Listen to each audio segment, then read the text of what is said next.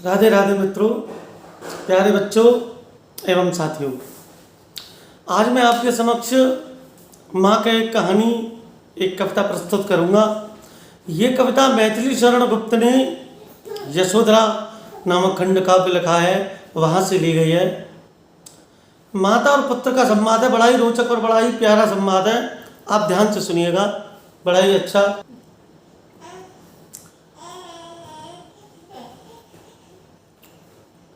माँ के एक कहानी, राजा था या रानी।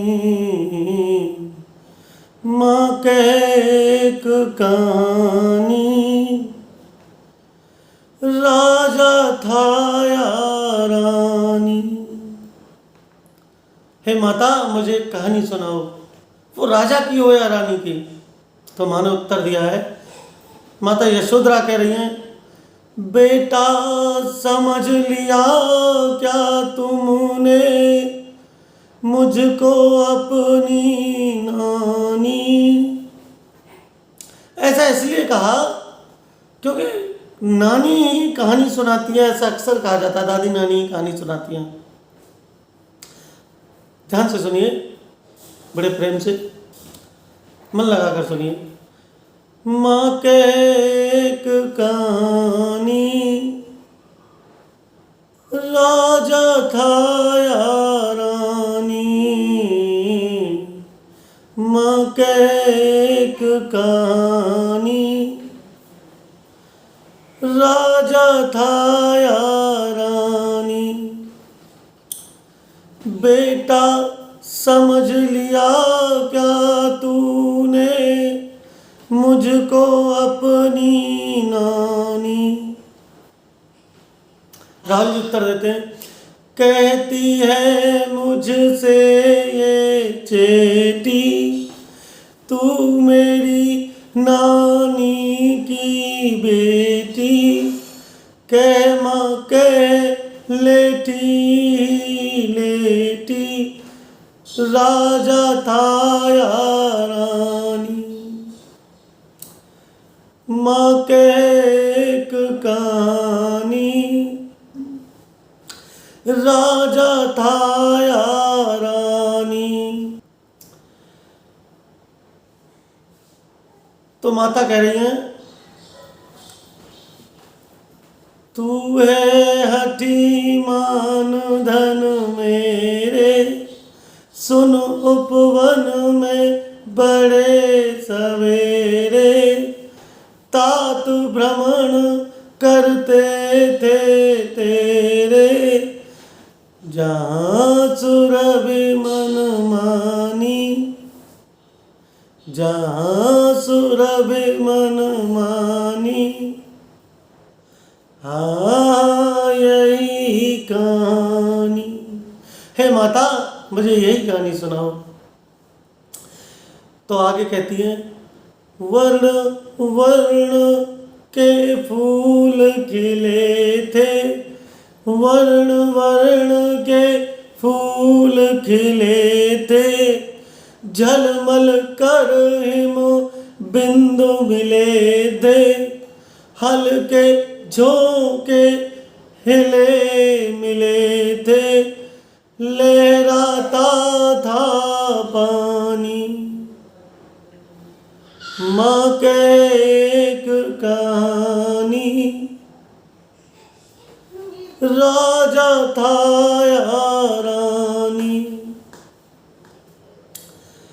गाते थे कग, गाते थे खग, कल कल स्वर से। सहसा एक हंस ऊपर से, गिरा विद्ध होकर खर सर से। हुई पक्ष की हानि, हुई पक्ष की हानि। करुणा भरी कहानी। गौतम बुद्ध ने वो हंस उठा लिया है, उसके तीर लगा हुआ था, जो उनके ही चचेरे भाई ने मारा था।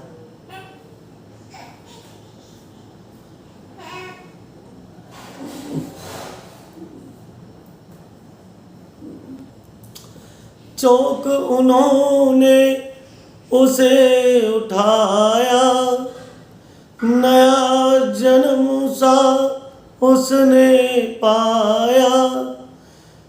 चौक उन्होंने उसे उठाया, नया जन्म सा उसने पाया। इतने में खेटक आया, लक्ष्य सिद्धि का मानी। लक्ष्य सिद्धि का मानी,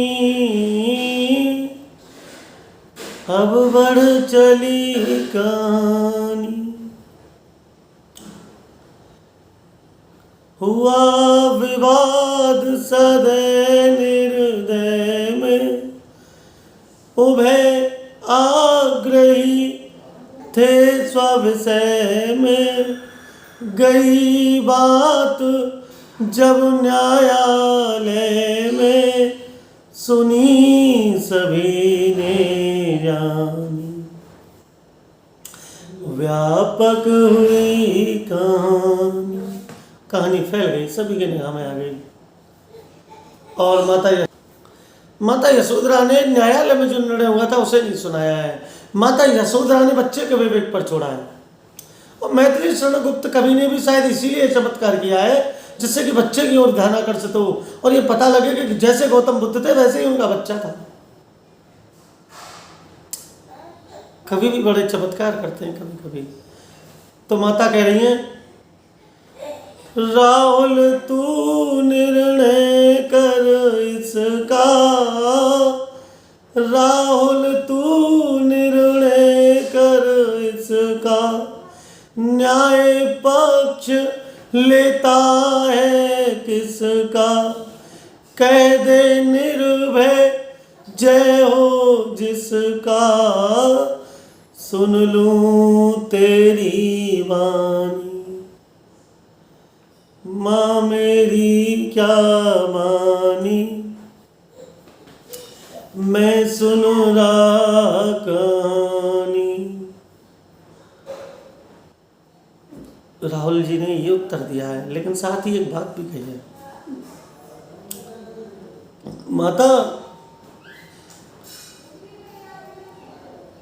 कोई निरपराध को मारे तो क्या अन्य उसे न वारे।